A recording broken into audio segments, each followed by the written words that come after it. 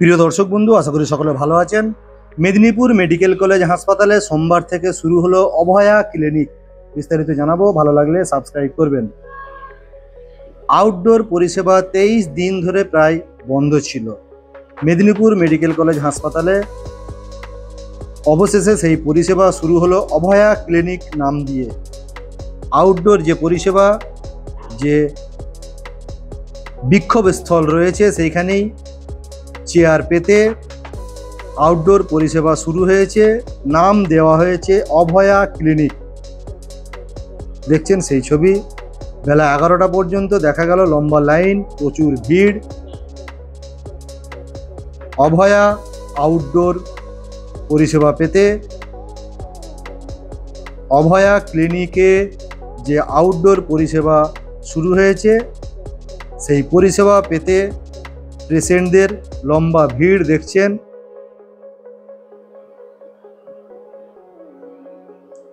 বিক্ষোভ স্থলেই আউটডোর পরিষেবা শুরু হয়েছে। নাম দেওয়া হয়েছে অভয়া ক্লিনিক। দর্শক বন্ধু সকলেই জানেন আরজি করের যে ঘটনা, সেই ঘটনারই প্রতিবাদে মেদিনীপুর মেডিকেল কলেজ হাসপাতালে ডাক্তারদের যে পরিষেবা বন্ধ ছিল, অবশেষে অভয়া ক্লিনিক নাম দিয়ে আউটডোর পরিষেবা শুরু হয়েছে। 23 দিন ধরে প্রায় বন্ধ ছিল মেদিনীপুর মেডিকেল কলেজ হাসপাতালে।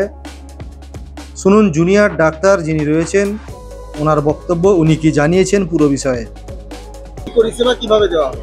দেখুন, অভয়ার বিচার না পাওয়ার আজকে 25 নম্বর দিন। কালকে দেখা গেছে যে গোটা কলকাতা জুড়ে অভয়া ক্লিনিক পরিষেবা চালু হয়েছে সকালবেলা 10টা থেকে 2টো পর্যন্ত, এবং তাতে বিপুল জনসমর্থন পাওয়া গেছে। আমাদের মেদিনীপুর মেডিকেল কলেজেও আন্দোলনের পরিপ্রেক্ষিতে আমরা ফিল করেছি কি মানুষকে সেই পরিষেবাটা দেওয়া অবশ্যই খুব প্রয়োজন। কিছুদিন ধরে পার্সিয়ালি দেওয়া যাচ্ছিল, কিন্তু মানুষের চাপ ক্রমাগত বেড়ে চলেছে রোগীদের যাতে হয়রানি না হয়, তাই জনসমাজকে পাশে পেতে। কিন্তু আমরা এখনো একটা কথা বলতে চাইছি যে আমাদের 5 দফা দাবি ছিল ওয়েস্ট বেঙ্গল জুনিয়র ডক্টরস ফ্রন্টের তরফ থেকে, তার কিছুই এখনো আমরা পাইনি। তাই সেই জন্য সেই থ্রেট কালচার এখনো রয়েছে যে আপনারা দেখতে পাচ্ছেন, সেই ইনসিকিউরিটি এখনো রয়েছে যেটা আপনারা দেখতে পাচ্ছেন। তাই সেই জায়গা থেকে আমরা সিদ্ধান্ত নিয়েছি আমাদের এই প্রতিবাদী মঞ্চেই আমরা প্যারালাল ওপিডি খুলে রোগীদেরকে পরিষেবা দেব। উই ওয়ান্ট জাস্টিস এবং প্রতিবাদী মঞ্চের তরফ থেকে। এর সাথে সাথে আমরা স্যারেদেরকেও আহ্বান জানিয়েছি এখানে এসে বসার জন্য।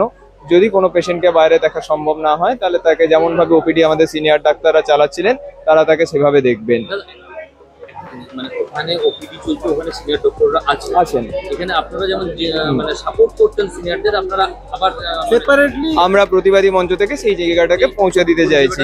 অবশ্যই চেষ্টা করছি, তার কারণ আপনারা দেখতেই পাচ্ছেন যে সত্যিই থ্রেট কালচারে কোনো অবসান হয়নি, এবং সত্যি কথা বলতেই মানে যে সিকিউরিটি ডিমান্ডগুলো আমরা করেছিলাম তার কিছুই এখনো 25 দিন পর্যন্ত হয়ে যাওয়ার পরে ফুলফিল হয়নি। আপনাদের এই আন্দোলন মঞ্চ বা আন্দোলনকে ভেঙে দেওয়ার চেষ্টা হচ্ছে ব্যাকডোরে। দেখুন, ব্যাকডোরে একটা আন্দোলনকে ভেঙে দেওয়ার চেষ্টা অনেক দিন থেকেই হয়ে এসেছে, কিন্তু একটা কথা আমরা প্রতিবাদী মঞ্চের তরফ থেকে খুব বারবার করে ঘোষণা করতে চাই, অনেক জায়গা থেকেই একটা রাজনীতির রং লাগিয়ে দেওয়ার চেষ্টা করা হয়েছে। এই আন্দোলন কিন্তু সম্পূর্ণরূপে অরাজনৈতিক। কিছু কিছু লোক রয়েছে যারা হচ্ছে থ্রেট কালচারের পার্ট হিসেবে পুরো সংস্কৃতিটাকে নষ্ট করে দেওয়ার চেষ্টা করছে। West Bengal junior doctors front সেটাই ঘোষণা করেছে যে এই জায়গাতে তাদের 5 দফা দাবির অংশ হিসেবে আরো কোনো যেন অভয়া কোনো কলেজে যাতে না হয় সেই বিষয়টাকে সুনিশ্চিত করার ডাক দেওয়া হয়েছে।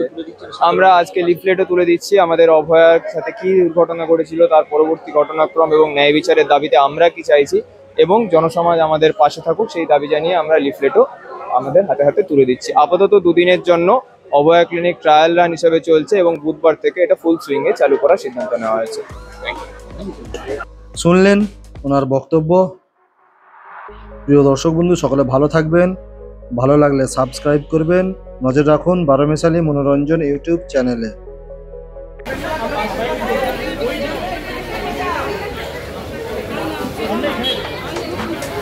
এবং আমাদের যে সহকর্মী আমাদের মধ্যে নেই, সেই অভয়াদির বিচারের জন্য এই প্রতিবাদী মঞ্চ থেকে আমরা আমাদের পরিষেবা জারি রাখছি। আপনারা কিন্তু কখনোই ভুল বুঝবেন না আমরা কিন্তু আমাদের পিঠ দেওয়ায় ফিরে গেছিলাম, তাই আমরা এই আন্দোলনটা আপনাদের হ্যারাসমেন্টের জন্য নয়। এই আন্দোলন কিন্তু একজন নির্যাতিত হয়ে, নির্যাতনের শিকার হয়ে, ধর্ষিত হয়ে তার মেয়েও হতে পারত, ভাবুন সে আপনার বোন হতে পারে। ঠিক আছে, ভবিষ্যতে তার নিরাপত্তা সুনিশ্চিত করার জন্য আমাদের এই আন্দোলন। তাই পাশে থাকবেন যতদিন না একটা একটা করে দিন বাড়ছে, একটা একটা করে রাত্রি বাড়ছে, কিন্তু বিচার আমরা পাচ্ছি না। এই যতক্ষণ আমরা বিচার পাবো না, আমরা আমাদের আন্দোলনকে চালিয়ে যাব, আমরা আমাদের পরিষেবাকেও চালিয়ে যাব। কিন্তু এর জন্য আপনাদের সমর্থন দরকার, আপনারা আমাদের পাশে থাকুন। আমরা আপনারা এখানে যারা আছি প্রত্যেকে আপনাদের বাড়িতে থাকা সন্তান দিদির বয়সী, কিন্তু বিশ্বাস করুন আমাদের প্রত্যেকের পিঠ দেয়ালে ঠেকে গেছে, আমাদের পিঠ দেয়ালে ঠেকে গেছে। এখানে আমরা যে পরিষেবা দিতে এসেছি, এখানে আমাদের নিরাপত্তা নেই, এখানে আমাদের সিসিটিভি ব্যবস্থা নেই। ওখানে যেতে হবে কেন? একটা পর্যাপ্ত ব্যবস্থা নেই। যারা দূর দূরান্ত থেকে 2-3 ঘন্টা থেকে প্রান্তিক মেদিনীপুর, ঝাড়গ্রাম থেকে এসছেন রুগী পরিষেবা নিতে, তাদের জন্য কেন বাথরুমের ব্যবস্থা আজ পর্যন্ত হয়ে ওঠেনি? তাদের জন্য কেন বসাতে আমরা জানাচ্ছি? শুধুমাত্র আমাদের দাবি নয়, এই দাবি আমাদের আন্দোলন থেকে আমরা পিছিয়ে আসি আর কোনো দিন আমরা পারবো না। আন্দোলন আমাদের আন্দোলন নয়, এই আন্দোলন আপনাদের প্রত্যেকের আন্দোলন। আপনারা যারা এখানে এসছেন, কি দেখুন ওই মাতৃকা বিল্ডিং এর সামনে যে প্রসূতি মারা আছে, তার বাড়ির সাথে তাকে দেখাশোনা করার জন্য যে মহিলারা সাথে এসছেন, তাদের সবাইকে রাস্তায় থাকতো। আপনাদের সাথে যে সমূহ বিপদ নেই, আপনাদেরকে যে বিপদের সম্মুখীন হয়ে দেবে, কালকে যে আপনি নির্যাতনের শিকার হবেন না এর গ্যারেন্টি দিয়ে দেবে।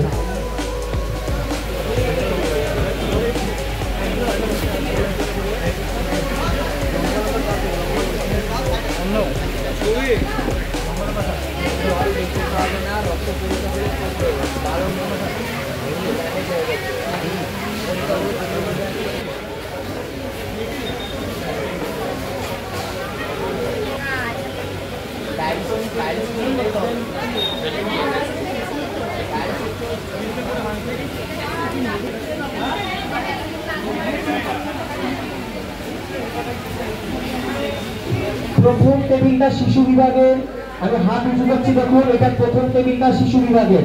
এখানে